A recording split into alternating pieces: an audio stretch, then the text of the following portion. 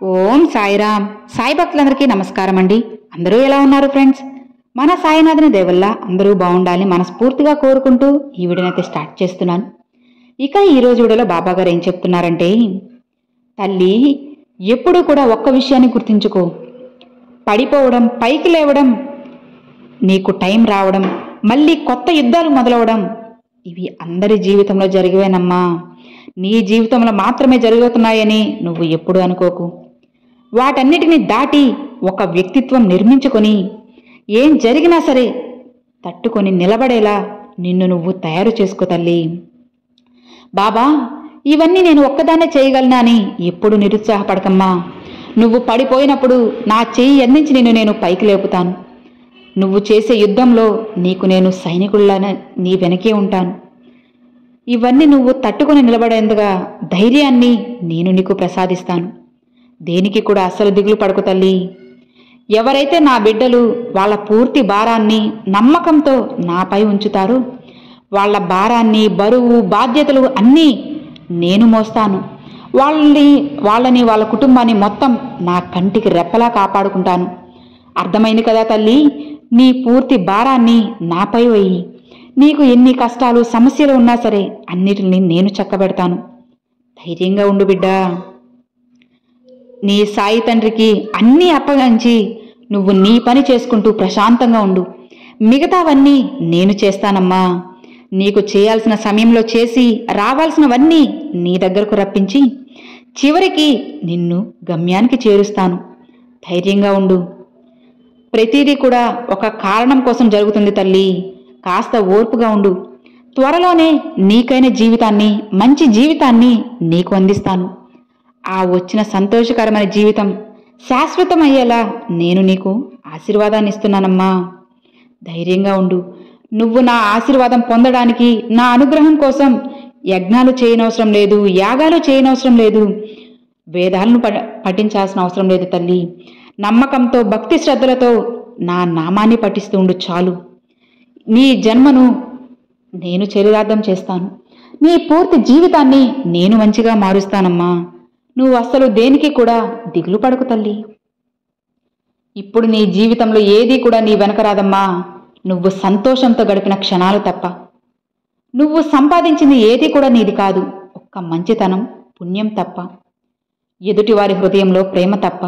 ఇవి తప్ప ఏది కూడా నీ వెనక రాదు. ఈ డబ్బు, పేరు, పదవి, ప్రతిష్టలు ఇవి ఏమీ రావు తల్లి.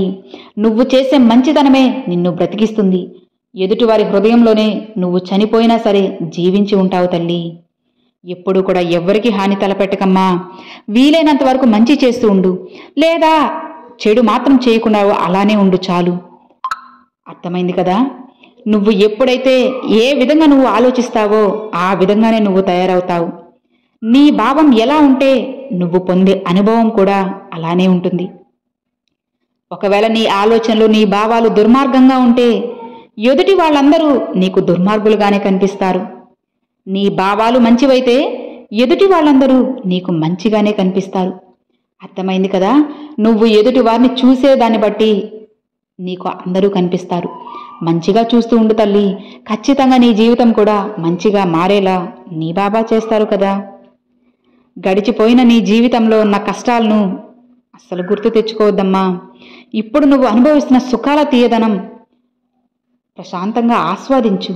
దాన్ని ఎలా రెట్టింపు చేసుకోవాలో ప్రయత్నించు. అలా కాకుండా జరిగిన గతాన్నే తలుచుకొని అలా బాధలు పడుతూ ఉంటాను, కన్నీరు కారుస్తూ ఉంటాను అంటే ఎలా తల్లి? అవి అన్నీ వదిలేసి, గడిచిపోయిన గతాన్ని అక్కడితోనే ఆపేసి, అక్కడితోనే వదిలేసి మర్చిపో. ఇక రాబోయే జీవితం నీకు ఎంత సంతోషంగా ఉంటుందో నువ్వు ఆలోచించే విధానాన్ని బట్టే ఉంటుంది. మంచిగా ఆలోచిస్తే మంచే జరుగుతుంది బిడ్డ. నేను సర్వాంతర్యామినమ్మా. నేను ప్రతి చోట ఉంటాను.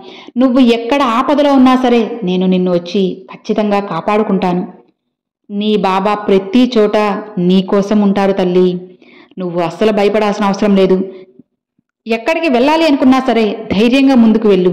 ఖచ్చితంగా నీకు మంచే జరుగుతుంది.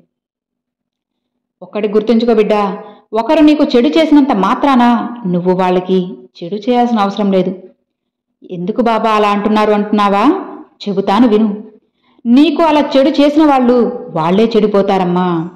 నీకు నేను చెప్తూ ఉంటాను కదా, ఎవరైతే ఇతరుల ప్రశాంతతను దూరం చేస్తారో అదే ప్రశాంతత వాళ్ళకి దూరం అయిపోతుంది. అందుకు నీకు ఒక ఉదాహరణ చెబుతాను, విను. నీటిలో ఒక రాయి వేసినంత మాత్రాన రాయి తాత్కాలికంగా నీటి ప్రశాంతతను చెడగట్టవచ్చు. కానీ కాసేపు తర్వాత వెళ్ళి చూస్తే ఆ నీళ్లు మునుపటిలానే నిర్మలంగా స్వచ్ఛంగా ఉంటుంది. కానీ నీటిలో వేసిన రాయి మాత్రం అలానే లోపలికి పాతాళంలోకి వెళ్ళిపోతుంది. అర్థమైంది కదా బిడ్డ?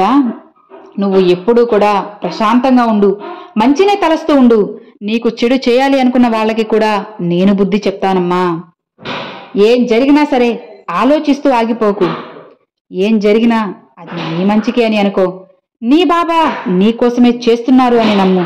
ఖచ్చితంగా నీకు శుభమే జరుగుతుంది బిడ్డ. నీకు ఒక రహస్యం చెప్పనా తల్లి? నవ్వినా కన్నీళ్లు వస్తాయి, ఏడ్చినా కన్నీళ్లే వస్తాయి. కానీ నవ్వించిన వాళ్ళు 4 రోజులు గుర్తుంటారు, అదే ఏడిపించిన వాళ్ళు జీవితాంతం గుర్తుంటారమ్మా. శరీరం పూర్తి ఆరోగ్యంగా, మనసు నిండా ఆనందం, ఈ రెండూ ఉన్నవాళ్లే ప్రపంచంలో అత్యంత అదృష్టవంతులు. మనకు జీవితంలో ఏది ఎప్పుడు రావాలో అప్పుడే వస్తుంది తల్లి. ఏది ఎప్పుడు వదిలి వెళ్లాలో అప్పుడే పోతుంది. ఇందులో నువ్వు దేన్ని కూడా ఆపలేవమ్మా. ఇక నీ చేతిలో ఉన్నది ఒక్కటే. నువ్వు ఉన్నంత వరకు నీతో ఉన్నవారి విలువ తెలుసుకొని నువ్వు ఆనందంగా జీవించడమే తల్లి. ఒక్క మాట గుర్తుంచుకోమ్మా, సంతోషంలో నీకు అందరూ తోడుగా ఉంటారు, కానీ దుఃఖంలో నీ బాబా నీకు ఎప్పుడూ తోడుగా ఉంటారు అని నువ్వు తెలుసుకోవాలి. ఇప్పుడు కొంతమంది నీ డబ్బు చూసి నీ మీద ప్రేమ ఉన్నట్టు నటిస్తారు, కానీ ఆ డబ్బు ఎప్పుడైతే నీ నుంచి దూరంగా వెళ్ళిపోతుందో వాళ్ళ నిజమైన రూపం బయటపడుతుంది తల్లి. దైవం అంటే గుడిలో ఉండే విగ్రహం మాత్రమే కాదు, ప్రతి మనిషిలో ఉండే మానవత్వం కూడా.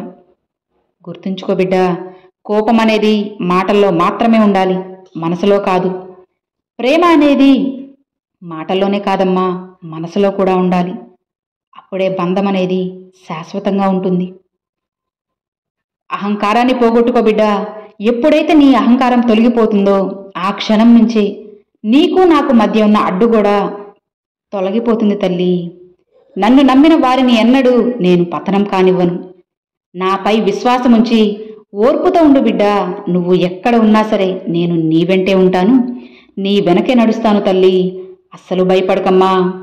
నీది నాది మధ్య ఉన్న అనుబంధం ఇప్పటిది కాదు తల్లి, ఎన్నో జన్మల సంబంధం మనది. నిన్ను నేను నడిపిస్తాను, నీకు దారిలా మారుతాను. నువ్వు ధైర్యంగా ఉండు. చదివిన ప్రతి అక్షరం ఏదో ఒక చోట ఉపయోగపడుతుంది. అలానే చేసిన మంచి పని కూడా ఏదో ఒక సందర్భంలో నీకు మంచే జరిపిస్తుంది. ధైర్యంగా ఉండు బిడ్డ. నీ సాయి తండ్రి నీకు తోడు ఉన్నంత వరకు నువ్వు దేనికి కూడా దిగులు పడాల్సిన అవసరం లేదు. ఇక హాయిగా ఉండు అని బాబాగారితో చెప్తున్నారండి.